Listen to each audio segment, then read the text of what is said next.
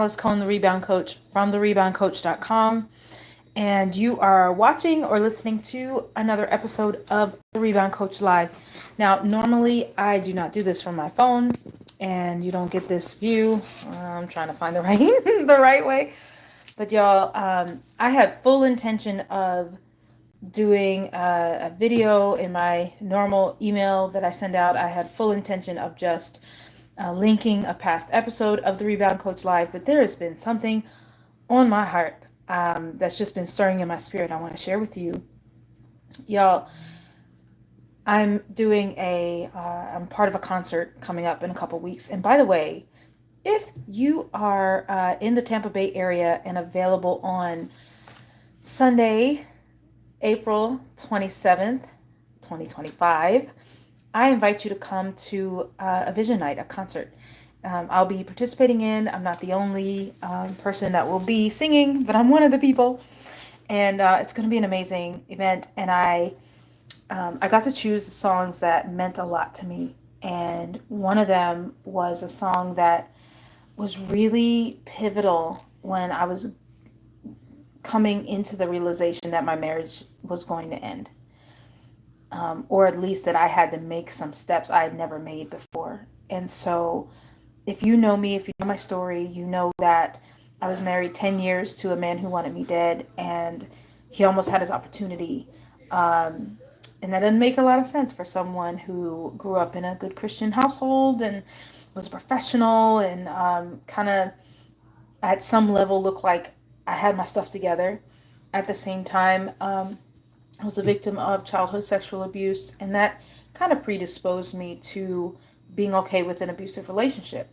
Didn't have the language, didn't know that that was abuse, didn't consider myself in an abusive relationship. I just knew things were very difficult, and I was very committed to my marriage continuing.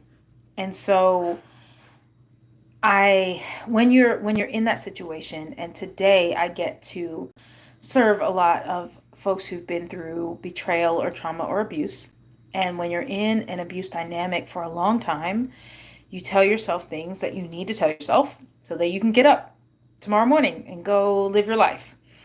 And so part of those things, part of those justifications that I would tell myself was that, this is not abuse. This is just a difficult situation. And he just has a difficult situation going on. Okay, I'm trying to read messages and I can't read them. Okay, can't read them. But I was in a situation where there was financial abuse, there was spiritual abuse, emotional abuse. Spiritual abuse was the main dynamic in the marriage, and he was also a serial adulterer. What does that mean? That means there's not one affair, there's many affairs, several affairs happening at once.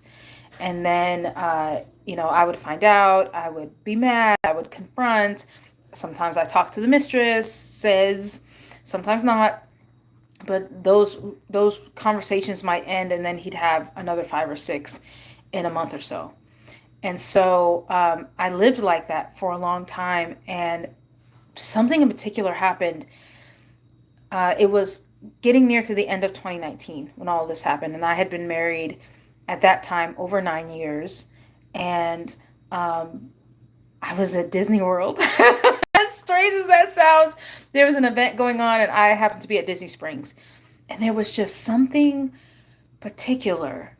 That day, I was crying. I had some time alone, which I didn't get a lot of, but I had some time alone, and I was just processing everything that was happening in my life, and I came to the realization that I had to do something. Like, I had spent 9 years, and even the time of courtship, I spent that time just surviving and kind of pretending that if I didn't do anything, it would just go away.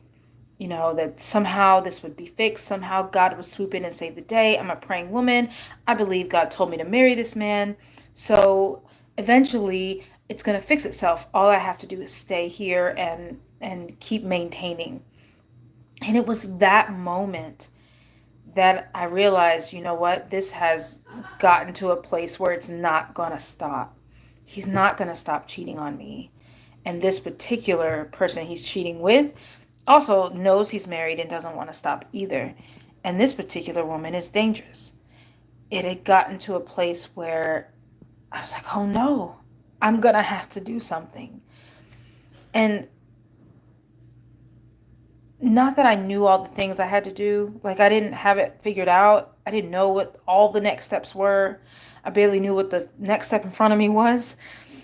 But I came to a realization that I could not just continue to pretend like nothing was happening, or like I didn't have to do anything. Like, I would have to make some action.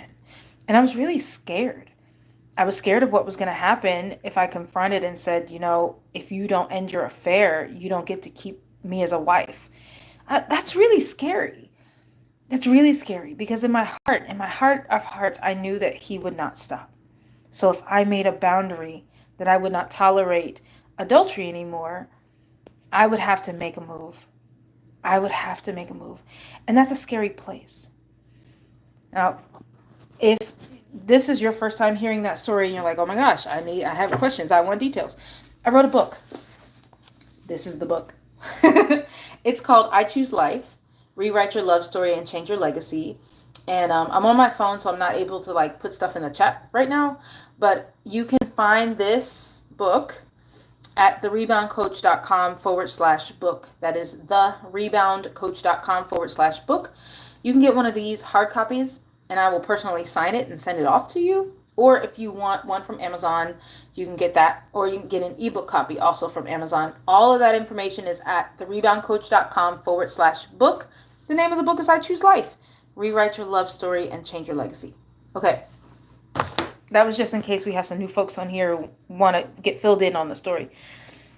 But, okay, so number one, the song that I listened to over and over. And I remember sitting on the bus in Disney Springs. If you're in Florida or if you've been here, if you've been to Disney, you know that they have a really cool bus system. So I was sitting on the bus and it was nighttime and I was just weeping.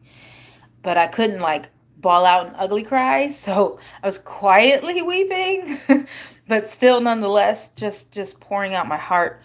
And I heard a particular song that just whispered to me and was a lullaby.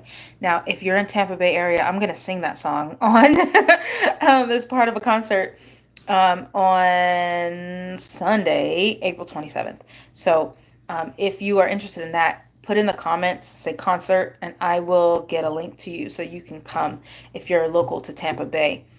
But even if you're not, I wanted to tell that story because so often we're waiting on God. Throughout my entire marriage, I was waiting on God to fix it. God, fix it. God, make him stop hurting me. Make him stop abusing me. I didn't use the word abuse, but make him stop treating me this way. God, would you make him stop cheating on me? God, would you help him not be so mean? God, would you heal his heart? God, would you? God, would you? God, would you? And there's nothing wrong with intercession. There's nothing wrong with a wife praying for her husband and wanting that person you love restored. That makes a lot of sense, right? So I'm not coming against that. For me and for many people who are in abusive marriages or abusive situations, there comes a time where you have to make your own move. You have to make your own move. Now, fast forward, this past weekend, me and my children celebrated Passover together, and we had a really beautiful time of prayer. And something that my daughter said just stood out to me. She says, "And God, may the money that is waiting for my mom come," like she might have meant to say, may the money that my mom is waiting on come, but that's not what she said. She said, may the money that is waiting on my mom come. And that just stood out to me. I don't know if you've ever heard someone say something and it just sounds like that. Something was highlighted, like, pay attention to this. It was one of those.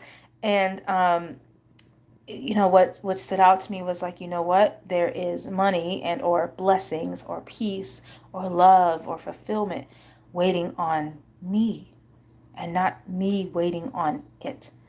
And I think I spent a lot of my life, not just my marriage, but a lot of my life waiting on something to change something to give, something to automatically happen when a lot of life is waiting on me. And same for you. If there are things in your life that you've been waiting for and you think it's just going to change for you, and really, it's those things are waiting for you. So if you're haunted by when will it be my turn? When will things go good for me? When will this finally break? There might be an action for you to take. So I just want to encourage you with that.